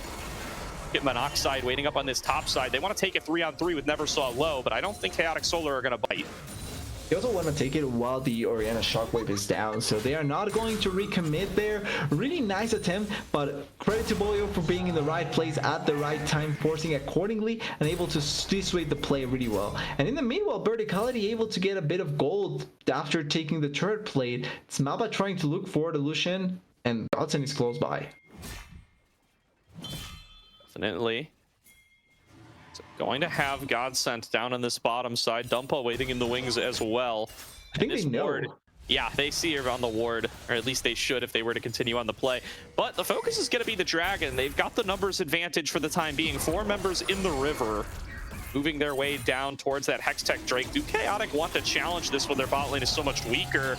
Looks like they do. They feel like Dumpa's strong enough to be able to take the fight. Dragon coming out across. Dredge line doesn't connect. Let's check out that Dragon fight if we can, as they are dancing back and forth. Fliptic falling low, though. Here comes the Nature's Grasp on across the team. Dumpa going to be the focus. Rooted and blown up. Mappa gets the kill. Verticality opening up with the culling on the other side, trying to chunk down Godsent, but Monoxide is too big of a wall. Boyo falling low, uses the cleanse, taken down. It's a double kill to Mappa in the extended fight. Neversaw doing their best to try to clean it up, but they don't even have an item complete yet on the Orianna. It's 2 kills funneled over to KappaChungus for free, and they get the Dragon as well. Yeah, a really good fight there by KappaChungus, and a lot of, it feels like flip-flopping between the members of Chaotic Solar, because they had the numbers to try and fight it out. And I do agree Lucian wasn't as strong as the Varus, but they had the position to try and make something happen with the range. They can play with verticality using the ultimate, and then also having Boya positioned so that you keep the healing coming. But because they are kind of way too separated, and then they are flip-flopping between wanting to go in or waiting, they are just allowing the side of KappaChungus to put themselves in a much better spot. And when they force, because the Bolivar is not as tanky or wasn't as tanky as he is right now, then it's really easy to try and collapse on him. Definitely is here. Going to be still gotta keep your eyes on J-Bear, who's built up a solid CS lead in the top lane and still has all that gold. Hasn't yet been able to convert it into a completed item, but once they're able to get out and involved or start actually pressuring this turret beyond just the first couple of plates, that's where things are going to start to get really interesting. I think you're going to need 2 members to be able to respond to J-Bear in the side lane, and that's where you can start finding some uneven fights that get people like verticality back into the game. And it's important to get verticality back in, because that is one of the champions that you want to play around with. Oh, Godsend. Ooh, there's going to be that shockwave pulling Godsend back in, and Dumpa finishes off the kill. Never saw getting the credit there. Very good start to the play, as they're going to be able to pick some turret plates up, try to build up their gold lead a little bit further. They're about 1k ahead now, and it would get to be a little bit more. Dumpa starting off the invade too. Monoxide smiting down that blue buff. Verticality is 1 versus 2 on the bottom side. They're going to go in for the dive, leading things off. The full chain CC comes on across. Cleanse and flash, and Verticality has gotten out to safety. Boyo is here. Not going to be able to lock anyone down. Yeah, able to escape the dive there. That being said, they have to blow both summoners as Verticality is able to escape, but it's still a scary situation to be in. Nothing else matters or happens elsewhere after the kill from Godsend, and I really like the way that they play around it, forcing onto the Annie, no flash, or flash, but the distance from the turret was really big, so it was easy to try and collapse on her, and after the ultimate is down, it's not that difficult to actually stop her and kill her. Not at all. Focus going to be on towards the Rift Herald. Monoxide, the first one over here. J-Bear returning from a recall, and doesn't look like Chaotic Solar have much of an interest in trying to make a play on this side of the map. That would probably give it on over to KappaChungus, and that's a good recipe for them to try to get themselves first tower gold and actually get themselves back into it. His Clifting is down, gets thrown down the ultimate, but it's just not going to matter. Drops as J-Bear goes on a rampage. Basic Pizza caught on the bottom side. That's not good either. Verticality gets themselves their first of the game, and it's a shutdown onto their lane opponent. And Chaotic Solar now up to 2k in the lead. Yeah, returning to a really great spot, killing, crucially, Basic Pizza. Oh, wait, Godsend. Never saw. She comes up with a solo kill. Godsend not going to be able to stand in lane against this Orianna. There's going to be a turret getting taken down. It's the first turret gold bonus funneled right into J-Bear with their newly completed Trinity Force. Never saw hooked back in. Mappa trying to get that damage off, but it just doesn't matter. This turret's about to fall as well. Mappa might be up too far. You're 3-0 on this Nautilus, buddy. You do not want to give that gold over, but now the lockdown coming on through from Asic Pizza. Breath of Life going to cleanse things out for Never Saw. Just going to be that farming standoff once again. Neither team going to be able to convert that into much of anything. Yeah, and Godsend never saw that coming, honestly, because that was such a smooth kill there by the Orianna. And so far, okay, wait, there is no ultimate on the Varus. Nature's Grasp, yeah, Dumpa just going to stand out in front here, try to buy space for Verticality, but they are in a 1 versus 3, and they will melt down fast. Dumpa flashes back over the wall to get themselves out to safety. That's just going to be the 1 kill coming through for KappaChungus. They're definitely looking more competitive than they did in game 1, and they're throwing down this Rift Herald here without the minion wave. They think they can just take down the turret right now, and that's probably the best they can hope for. Monoxide really just said screw you to Verticality and just completely flash on top of him and kill him. Really nice play, but I don't think it's going to be enough to actually be able to collect the dragon. It is going to be Cloud's soul point, which obviously was not going to be the most ideal dragon to try and draw if you're 2 dragons ahead. But it's something that they are able to try and play around with on the side of KappaChungus. And it's a lead they have to keep on putting pressure on, because top lane is not really having the greatest time. Not at all. The dragon going to get started on off here. This would put KappaChungus onto soul point. Never Saw kind of in the front lines right now, tanking up the dragon. Has to watch out. Great twisting advance wait. for a hook. There's going to be the hook. He connects onto Boyo. He's going to be the focus. Brings the twisting advance. Maokai over the wall. One more shot from Asic Pizza would do it, but doesn't have the vision. It's here comes J-Bear on the back line. Shockwave onto 3, holding him in place for the Garen, and it's a complete wipe for Chaotic Solar. 4 kills come through. Fliptic has got to get the hell out of there, and this dragon belongs to Chaotic. And I know Jaber is the flashy member here because he's playing the Garen, but Neversaw is just playing so well this series. Perfect timing on ultimates. Wait, maybe she gets killed. Oh, Neversaw has the Magi's. You do not want to die here. She will be able to get out. But full credit to Neversaw. Really good ultimates, perfect positioning there, and also a lot of pressure since early on in the match. She's been able to do so much in the mid lane, and it's allowing for Chaotic Solar to be so impactful in general as, yeah, Jaber may be dead here. In a 1 versus 3, trying to sprint things out, but the stun will keep them in place. They don't have a stride trigger or anything to slow down. Are they gonna kill Godsent here? Are you kidding me? Finally, the shutdown comes down. That credit goes over to Monoxide. Godsent's sweating there in the bottom lane, though.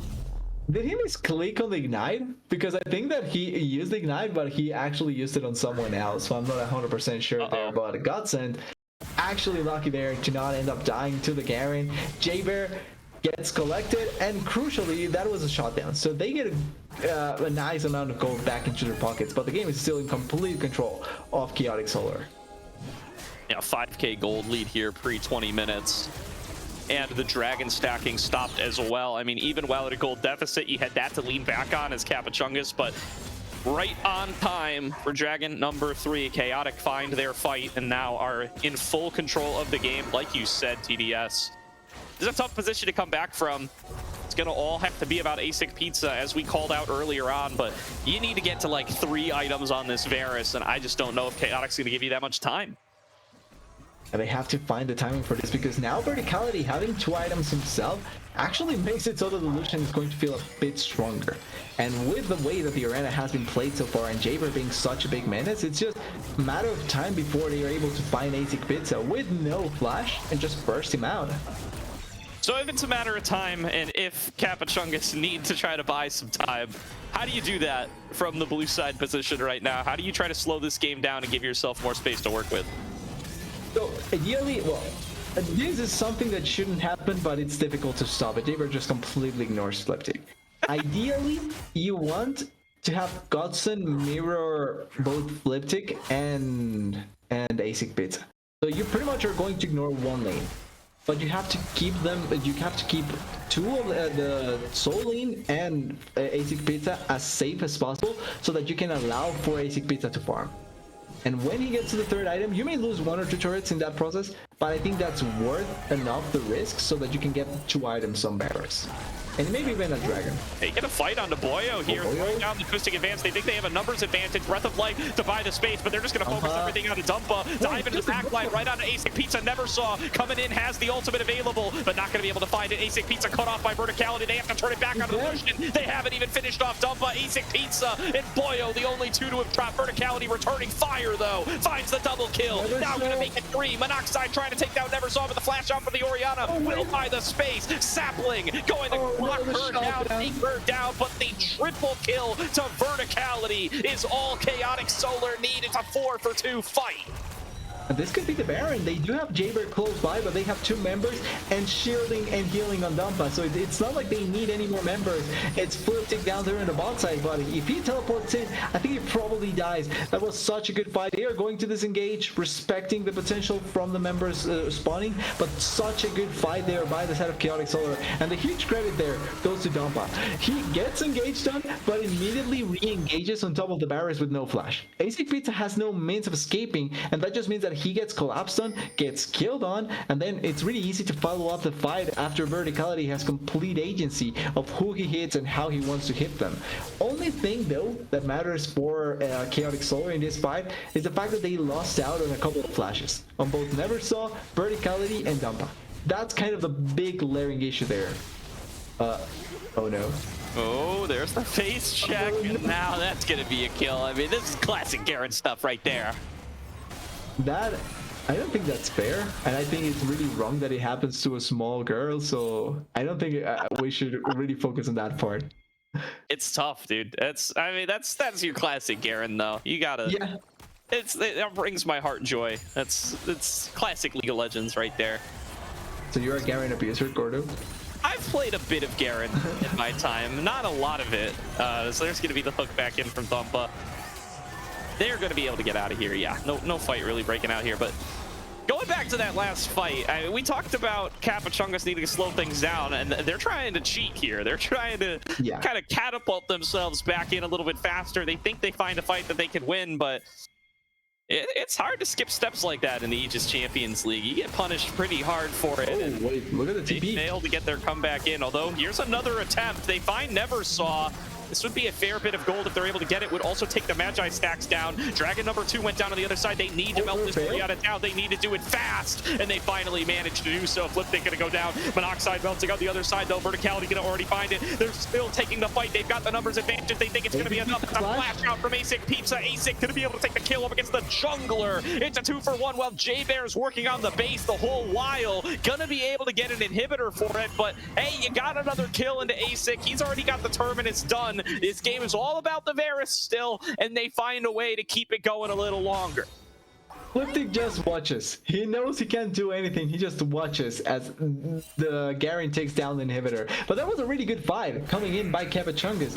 They know there's no teleport to the Garen. They know that Neversaw is ahead of position, so it's easier to collapse on her, and they go to the Orianna, kill the Orianna really quickly, and then follow up on the plate for the dragon. Yes, they lost the dragon and Monoxide, but getting kills onto the Varus, it's still super ideal for them, and they do an amazing job at that, because another kill, second item completed for the Varus, and if they are able to get another one, maybe that can be the way to turn around the game.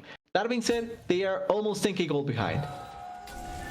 Definitely, and I gotta call out, I mean, that kill does a lot to catch God sent up, as that Magi is now stackless for Neversaw. So she's really way closer to 2 items than 3, especially now that there's no mythics in the game, so that Magi's isn't even giving you legendary item bonuses. So at the very least, it's going to reduce the power of the Orianna for quite a while going forward. Although a full-on fight can get a little bit dangerous. There's going to be the escape coming through from Thumpa. Thumpa going to fall. Fucking J-Bear in the middle of all 5 members melting to that 5-man shockwave out of Neversaw, and that's going to be all she wrote for KappaChungus. Chaotic Solar crushed the fight off the back of a massive ultimate from their mid laner. It's all on the Orianna value. Teleport from Neversaw in an angle that everyone was just collapsing on J-Bear, but they didn't realize that putting yourself together to your teammate against an Orianna is never the right call, and Neversaw completely massacres the team fight. The kills may have gone to Verticality, but it's all Neversaw on them. When J-Bear fell, I started getting a little bit concerned, but the shockwave was still in the works, and even without the Magi stacks, that's going to be enough to secure you the fight. And just like that, by the way, she's right back at 10 stacks. It's like nothing ever happened. Exactly, it was all planned. Neversaw wanted to reset the stack so that then in the next fight she could get them back and be able to be as strong as ever. Plus getting a bit of extra items. All in all, huge value for the Orianna. And the next fight, there's going to be potentially another shockwave that can completely destroy the game. Absolutely huge here from Neversaw. Now her team fully in control, coming in to find the face check on Monoxide. Verticality caught out in mid, but actually just culling down Flip Pick.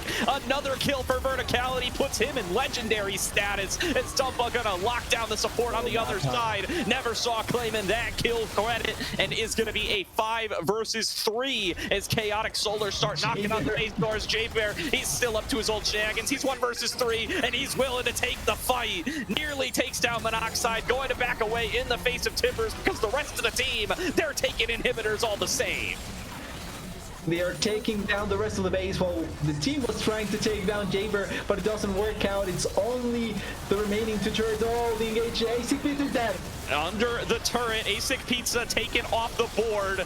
Not going to need that Volibear ultimate, just tanking up 2 turrets all day long. Dive into the backside, Monoxide gonna be able to find the kill on a verticality. 3, make it 4 with J-Bear joining the fray. Nobody can stop this Nexus from going down. Shockwave doesn't matter, they're just trying to pad the stats. This is gonna be a 2-0 win for Chaotic Solar. They're gonna top the Piltover group after week number 2.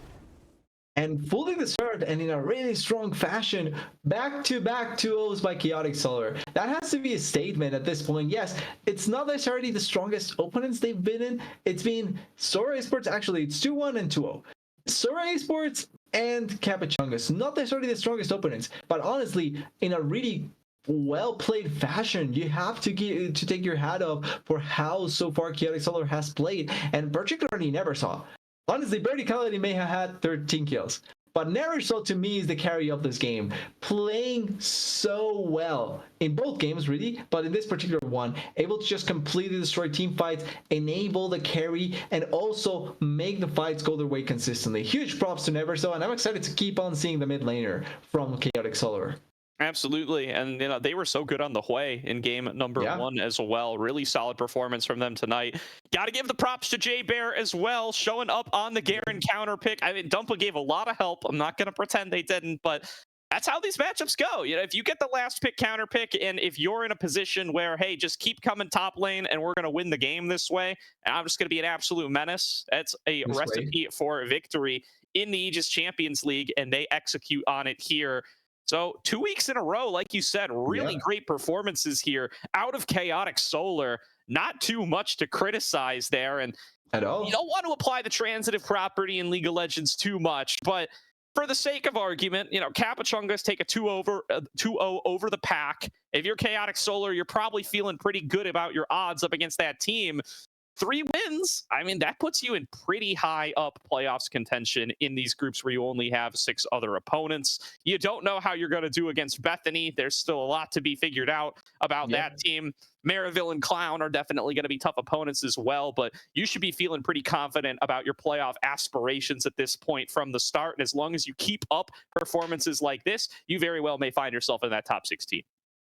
Exactly, and as long as you secure 2 more victories, you can feel really comfortable, right? Because yes, you don't need to, you probably are not expecting to get top 2, but 4 victories sets you up to be closer to that 3rd or 2nd spot even to some degree. So could be something that Chaotic Solar works for. Definitely. Really excited to see some more of this team and to keep giving some updates on them as they travel through Piltover. Great place. Find those updates, by the way. The Salt Mine, now sponsored by the Aegis Champions League. You can go and see our weekly podcast where we will be talking about the Aegis Champions League each and every week. You can find that in the ACL content channel over on the Discord. Go and hear what we have to say from which games we've gotten to watch. That's going to do it for the Aegis Champions League this week. In other news, NACL Open qualifiers are coming up this weekend. Swiss stage was last weekend, now getting into the group stage. We will be part of the community streaming program for those, so stay tuned to the Aegis channel where we will be covering... What's our first game tomorrow, TDS? Back me up here, do you know? I will quickly check. Yes. Blue Water, Nigel's last tiles, I think it is. Cool, so we're going to have that one as well. We also have an interview with Neversaw, so we're going to do that first and bring her on in. We'll chat with her, then we'll talk more about NACL OQs. I'm getting my orders confused. I forgot we're not an hour behind anymore, TDS, so we can actually interview the winners. So we're going to do that. We're going to do a quick break. We'll be right back with Neversaw.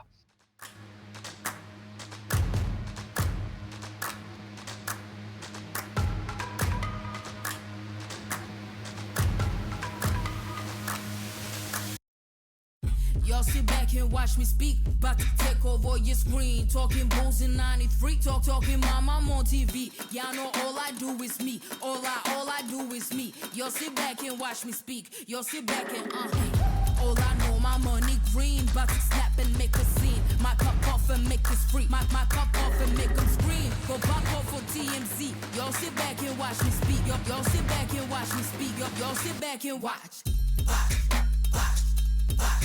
Watch me. Watch me. Watch me. Sit back and watch. Sit back.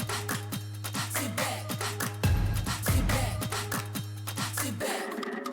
Money long, nothing on credit. I got style, don't catch no feelings. All this bread ain't got no lettuce. I got style, don't catch no feelings. Watch me. Watch me.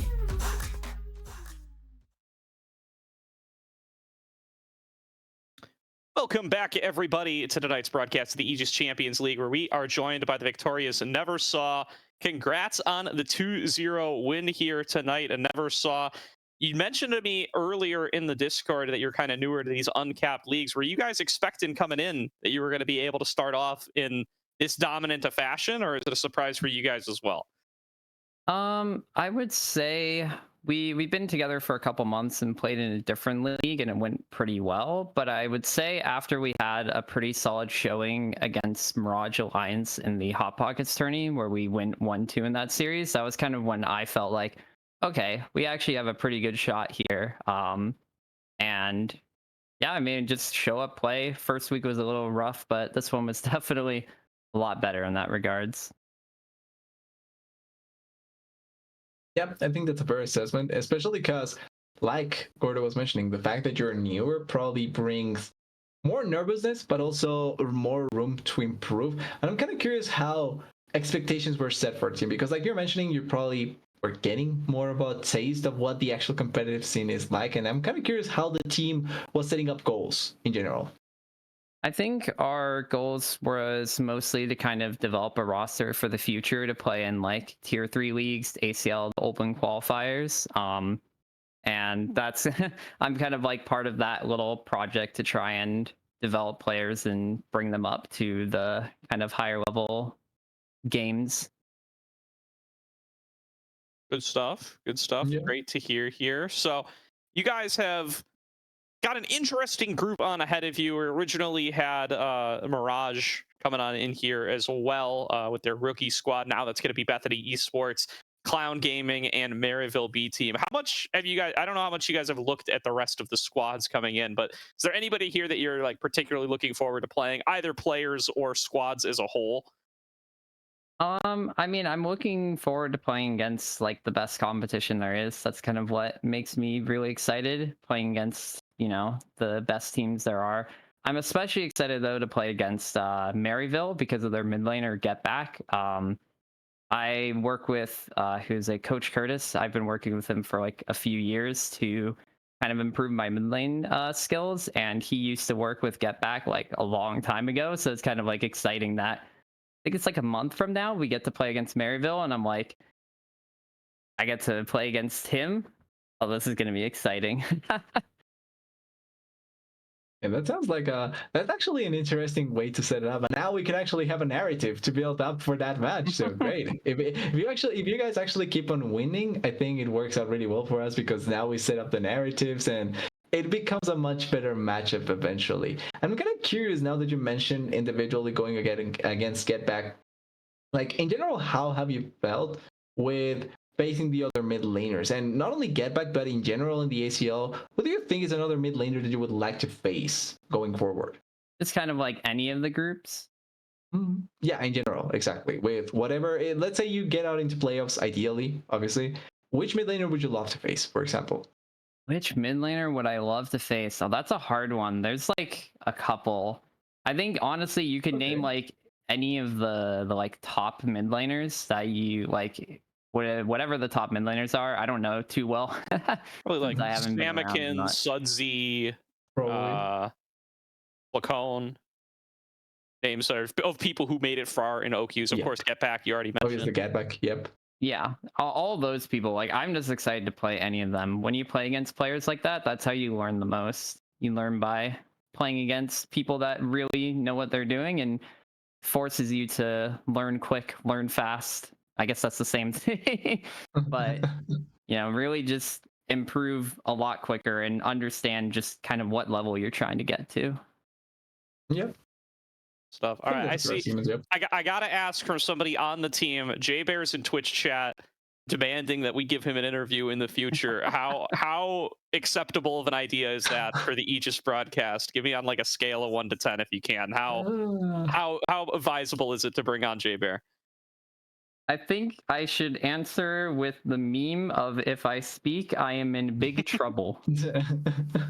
That's okay. That's the vibe I've been getting as well. That's Yeah. good to hear. I still see him in the chat, still begging to be on. We'll see. Maybe we'll get it on later in the season. We'll weigh our options. We'll see how desperate we are for content. Yeah, it's all dependent on Flay. You have to go bug him. Like go and bother him. Not us. It's all on That's Flay. true.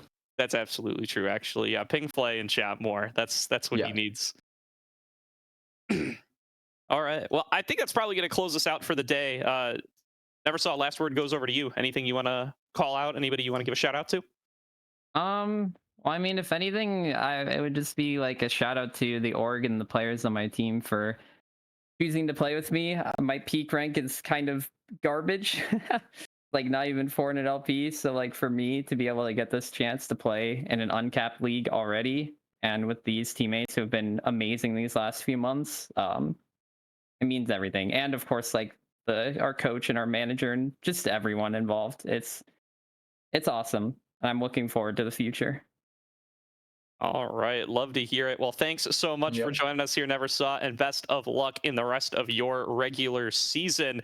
For everybody tuned in at home, that's going to do it for the ACL this week. To get back to my point from earlier, we will be back this Right. weekend. We are community streamers for the NACL Open qualifiers. We will be covering some of those series right here. Same bat time, same bat Twitch channel as we started on off for today.